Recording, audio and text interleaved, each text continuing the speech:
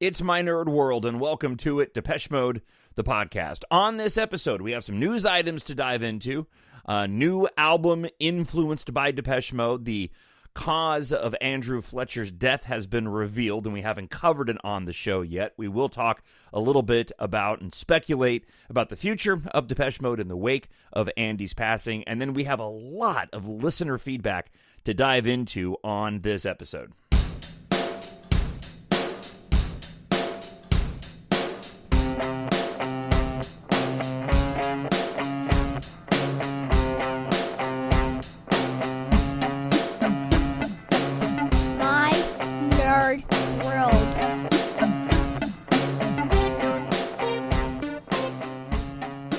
Again, it is my nerd world, Depeche Mode, the podcast, and I am your host, Jon Justice.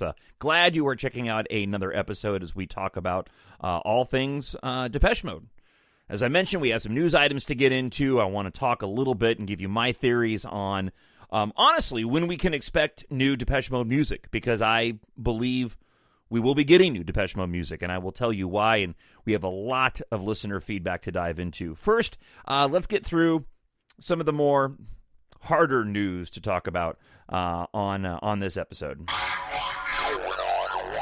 The heart condition that killed Depeche Mode keyboardist Andrew Fletcher explained. The musician died in May from aortic dissection. This hits home for me in a lot of different ways, not just because of the fact that Andrew Fletcher passed away, obviously, but because this is something that I dealt with, and actually I'm on my fifth week, heading into my sixth week of recovery from my own open heart surgery, dealing with an issue very similar to this. Also, as I've talked about on previous episodes, in the middle of my recovery, I lost my best friend and the man who I hosted my weekly radio show with here in Minneapolis on Twin Cities News Talk, Andrew Lee, and the obvious, well, I shouldn't say obvious, the assumed explanation for that was also some type of cardiac event. This comes from the Notting Hill, and it goes as follows. It was revealed this week that Depeche Mode keyboardist Andrew Fletcher died in May from aortic dissection. Aortic dissections are relatively uncommon compared to other cardiovascular conditions such as heart attacks, but their outcomes are often very poor. The aorta is the main body. The body's main artery carries oxygen and nutrient-rich blood from the heart to the rest of the body, providing our tissues with everything they need to function properly. An aortic dissection is a tear of the innermost lining of the aorta. The inner lining, known as the intima or a tunica intima, is a single layer of highly specialized cells called the endothelial cells, which ensure that the body stays in its liquid form. The blood stays in its liquid form as it flows through the body and the body's blood vessels. When damage to this layer occurs, the high blood pressure tears through the intima layer and into the next layer, the media, literally dissecting a pathway into the outer layers of the aorta. So what I dealt with when I had my first open heart surgery going back to 2009 is I had a bicuspid heart valve. I had 2 flaps instead of 3, and this was my aortic heart valve. That, along with high blood pressure, had created an aneurysm, and they had to remove that aneurysm, put a graft in, and then give me a new heart valve. My other 2 surgeries, the one in 2012 and the one that I just experienced, were due to the fact that I had a very, very rare occurrence of 2 different holes in the graft. And they were confident in this recent surgery that repairing this second hole, don't know where it came from, would be the permanent fix and the best fix because the graft was still in fantastic shape.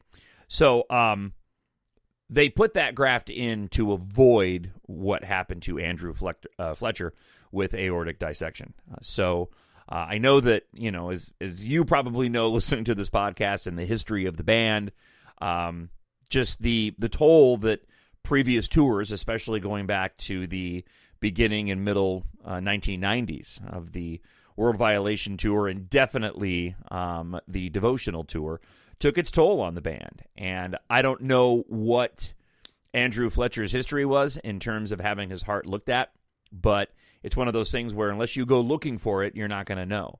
And just again, it continues to be tragic news with the passing of Andrew Fletcher. It breaks my heart, no pun intended, given the fact that this is something that, if caught, could be treated. And unfortunately, it wasn't. And we one of the founding members of the band that we all love so much. But at least we know now the reason why. And hopefully, through his passing, more people will go and get this type of thing looked at.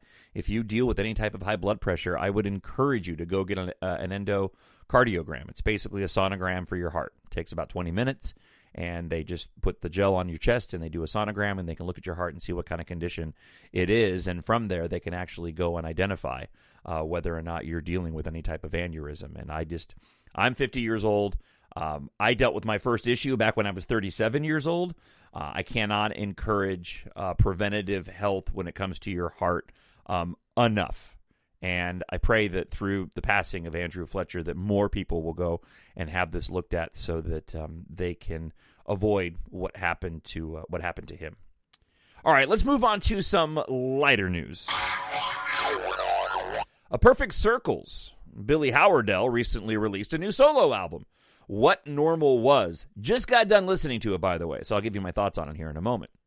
He's currently in the midst of headlining a North American tour.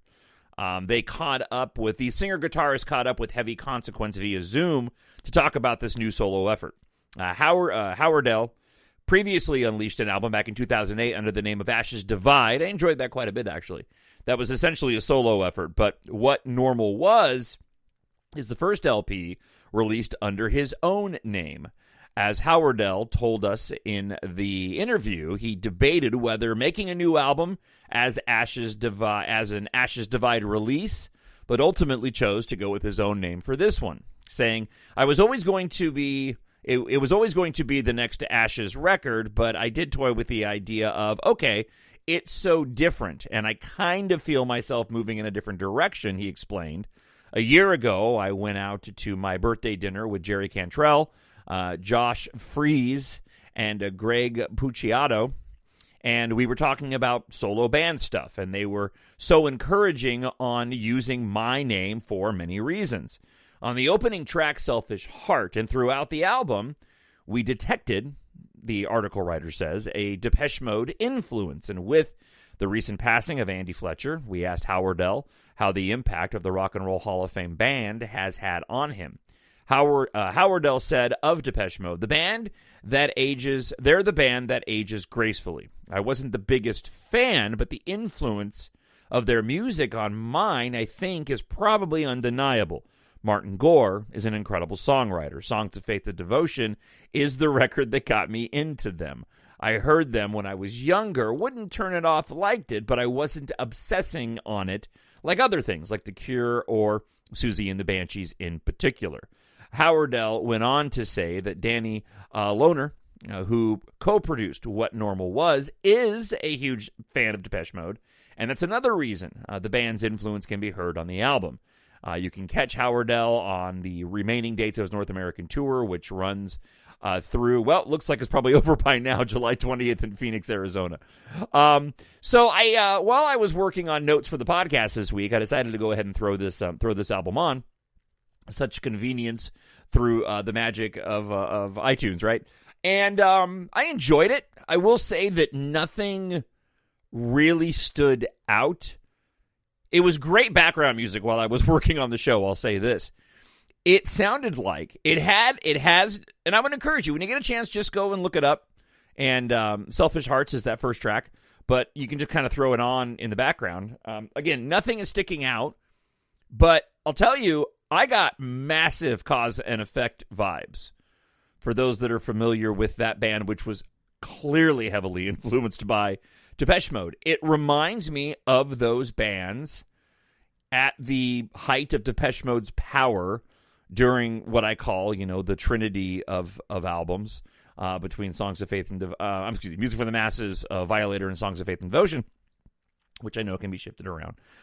But the bands especially and more specifically cause and effect that came out that were themselves unique, but also capitalizing, right, on the popularity of Depeche Mode. This Billie Howerdel album really gave off those vibes, and not in a bad way. It was very much in a good way. It feels like a throwback album to a band that was influenced by Depeche Mode. So I would definitely encourage you to go and check it out. I don't think that it's something that I'm going to be listening to on regularly. I'm going to give it another chance. Like I said, nothing really stuck out on it, but I did find it somewhat enjoyable. So I want to talk briefly before we get into listener feedback, of which there is a bunch this week, and thank you so much for everybody who's reached out. I know it's been a while since I've done a show, so I've been compiling the listener feedback emails and comments from YouTube that you've been sending to talkshownerd@gmail.com. So I think first and foremost, since we haven't heard anything yet from the band beyond the comments made with regard to Fletcher's passing and more recently the post that the official account, social media account put out celebrating Martin Gore's birthday, I feel as though since we haven't heard anything that this is a good sign. Going back to April, there was a post on Twitter, along with a photograph evidence of this, of a fan who had ran into Martin Gore, had a chance to talk to him. This was obviously before Fletcher's passing, and had asked him about a new album on the way, to which Martin had responded, yes, they were working on new material, but they hadn't set up a time to get together yet. So my theory is if they were working on material already, and I imagine that they would want to do something with what's been written between Martin and Dave. I also imagine that with Andy's death, this could unlock some creativity in both Martin and Dave. As the band's gotten older in terms of the lyrical content, especially of the most recent release of Spirit, as you get on in age, your influences change, and I feel like that's been very much reflective in the songwriting. Probably more specifically for Martin than I would think for Dave. I think Dave's always got something to draw off of based off of his experiences in the past and his struggles, especially with addiction, that I feel like he could continue to draw upon. Whereas Martin's obsession early on in their career, over love and over death, I feel like his songwriting has not suffered necessarily, but changed a bit. And perhaps with such a shocking passing as it was with Andrew Fletcher, this could unlock some creativity that Martin could put into his songwriting. And as I've mentioned on the previous podcast talking about the passing of Fletch, perhaps a final album, and it's one that could be in his honor. I don't know how many albums the band has left, how much more touring they plan on doing. Certainly, when you look at a band like the Rolling Stones, right, who are still out there touring, there could still be quite a few tours left in Depeche Mode's future. But I've also read a lot of commentary on the message boards of Depeche-Mode, the Halo site, and I agree with a lot of the commentary there of, Andrew Fletcher may not have been the most musically inclined of the band, but he definitely had an influence on the band and the creative process and the way that the releases, did sound. There are certainly plenty of musicians within the band's orbit that they used when touring that they could bring in to make a new album. I know that I'm with a lot of fans that would love to see the return of certain past members of the band or even past producers as well to put together, again, another sort of ultimate release for the band, but they haven't seemed very keen on doing that, so I'm kind of doubting that they will do that now. But again, this is all pure speculation on my part. At the end of the day, really, I just feel like since we haven't heard anything specifically, we know that from the band themselves, were working on material, And I would imagine that, again, they would want to do something in honor of Fletch. Because I would have to believe that Fletch would want the band to continue. Again, I have nothing to base that off of. That's just a gut feeling that I have. I know for me personally, before we dive into the listener feedback this week, I've been on a early 90s Violator era kick as of late. Not only just listening to Violator itself, but also going back to the artists that I was also listening to around that time, especially when they were touring for World Violation. Nights of Ebb, Electronic, the Lightning Seeds. I've been going and pulling sort of the one-hit wonders from 89 and 90 and 91 that I was, again, listening to during that Violator era. Because while for me, when I listen to bands from that era, I get my Depeche Mode vibes almost as much as I do listening to Depeche Mode from that era. It just takes me directly back to that period of time, and that was such a fantastic, as a fan in the very early 90s during that era, and especially the Violator, just the excitement around the band during the Violator era. It's just really, it's really fun to revisit, and it's been a nice distraction for me with everything that's happened in my life over the course of the past month. All right, let's switch gears and get to some listener feedback. And the first one comes from Andy, who says, "Hi, mate. Was put on to your podcast by a friend of mine. I was born and bred in Basildon in 1967, so a few years younger than the DM boys. I didn't know them personally, but friends of mine did, and we crossed paths often in the early days. For example, I worked at an electronics shop called Godfrey's that had a record shop, and they used to be in there regularly.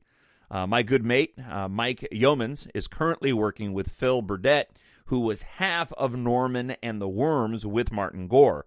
My most treasured memory of interacting with them was one night when I was asked to DJ before and after a performance by punk poet Attila the Stockbroker. He was, I think, on Cherry Red Records. At some point in the evening, I was playing a track called Hip Hop Bomy Bop by Fab Freddy 5, and Martin came to the booth to ask me what the track was and to congratulate me on my choice of records. This was probably not long after Speak and Spell, and being a massive fan of DEM, then I was totally blown away. I used to see Fletch around town and was once at a party he was at, but I never got a chance to speak to him. So, yeah, R.I.P. Fletch, gone too soon. Finally, Basildon is not a suburb of London. It was actually built as an overspill for families from the East End of London. So, it's very closely linked to London, but not a suburb. Keep up the good work, and good luck in your recovery, Andy. I'm envious, Andy, and I'll tell you what I'm envious of. Because I think this is awesome. I wear as a badge of honor the fact that I saw the original Star Wars movie, just called Star Wars, and of course named A New Hope, in theaters when it was released back in 1977, and I was 5 years old. So for those that don't know, I do a Star Wars podcast every single week here with my Nerd World. And like I said, I always wear that as a badge of honor, as being somebody who actually saw the original in the theaters several times. That being said, I think it's awesome. And I'm envious of the fact that you have a history with Depeche Mode that goes all the way back to Speak and Spell. I think that's amazing. Because you don't come across too many fans of that being the case.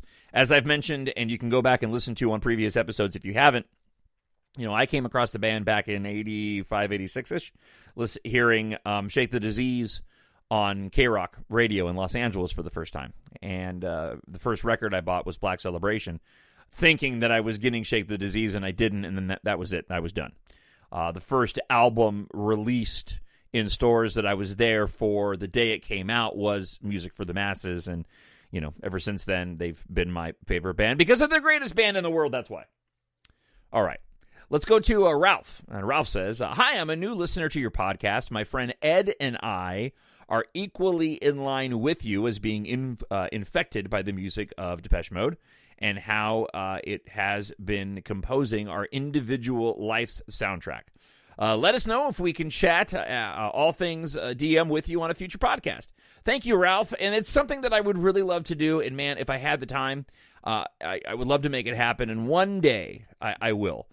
It really just comes down to timing. And when I'm able to go and get my podcast done, it's difficult for me to put a set time in place because of the fact that I have a full-time job, especially now that I've lost my my co-host and I'm doing the show solo, which I'm used to doing. That's why I got into talk radio in the first place. But I'm doing a lot more work, and I've even had to trim back on my science fiction novel writing as well. But hopefully one day I'll be able to start getting some guests on the show when time permits. All right, let's move over to Daniel, who writes this. Hello. Years ago, I thought about starting a Depeche Mode podcast. As far as I could see, there were none at the time. I did a quick search recently and found yours, and I've started listening from the beginning. You always encourage people to reach out, so I'm doing that now. And that's awesome. You know, it's funny, when I started doing this show, it's kind of the same with my Star Wars podcast. I really had no massive expectations on trying to build an audience. I just wanted to put a Depeche Mode podcast out there because I love talking about Depeche Mode, and same thing with my Star Wars podcast. I know there's one other, I think, semi-regular Depeche Mode podcast that I've seen out there that comes from the Depeche-Mode website. One of the individuals, I believe, that runs that website hosts that other show. And they put shows out far more consistently than I do, at least at the last time I looked. All right, so back to Daniel. I've only been to 3 concerts. Let me know if you'd like me to send you the stories behind them. So it was November 11th, 1998, December of 2005, and May of 2006. I've recorded my notes for each song, but as you can see, it's not finished yet. I wrote them for myself, but I don't mind sharing them. So here is what I have for Violator so far. Let me know if you would like to see the rest of the albums. Nothing personal. If you say no, I don't know how busy you are. So what I thought I'd do here, just because I really enjoyed this, Daniel put together basically his thoughts on Violator. And I love hearing other people's opinion of Depeche Mode's work because, as I've said, it's all so subjective. So here's and I think that's great. I think it's fascinating to hear the views of other Depeche Mode fans. And so here's what Daniel had to say with regard to Violator, and it looks like subsequently it's B-sides as well. It's my favorite album. It's the album that got me into Depeche Mode. A friend of mine, a friend loaned her tape to me in middle school. I listened to it like 7 times the first night I had it. I had my youth minister make a copy of it for me onto a tape. He knew who they were and called them Depressed Mood, but he did it for me, right? That was always so, by the way, the whole Depressed Mood thing, I just never, it's just so dumb. Anyways, let's see here. Sweet World in My Eyes, doesn't seem to be any commentary here. Sweet as Perfection, are we talking about drugs? Personal Jesus, have you heard the Marilyn Manson cover? Yes. I read that Martin came up with the own Personal Jesus from Priscilla Presley's memoir of Elvis and Me. I've heard that same rumor as well, and I don't know if it was ever confirmed or if it was just extrapolation because Priscilla had talked about Elvis being her own personal Jesus. Halo, love the song, love the dancing girls in the video.